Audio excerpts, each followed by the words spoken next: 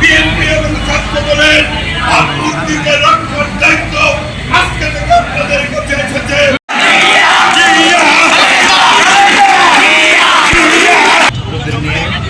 দেশ বাংলাদেশ মেধাভিত্তিক জ্ঞানভিত্তিক বাংলাদেশ বিনিময়ে মেধাভিত্তিক জ্ঞান রাজনীতিতে সেই উদ্দেশ্যে আমরা অনুপ্রাণিত এবং আমরাও আশা করি এই ছাত্র দলে অব্যাহত থাকবে। এই কমিটির আঙ্গিকে নতুন নেতৃত্ব সৃষ্টি হবে।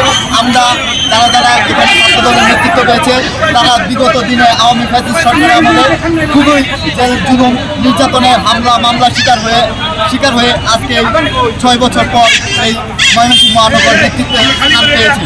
তা আমরা অত্যন্ত আবেগপ্রবণ এবং দেশের তারেক রহমানের প্রতি কৃতজ্ঞ এবং বাংলাদেশ জাতীয়তাবাদী ছাত্র দল দক্ষিণ এশিয়ার সর্ববৃহৎ একটি সংগঠন রাকিবুল ইসলাম রাকিব ভাই এবং নাসিরউদ্দিন নাসির ভাইকে ধন্যবাদ এবং কৃতজ্ঞতা জ্ঞাপন করছি।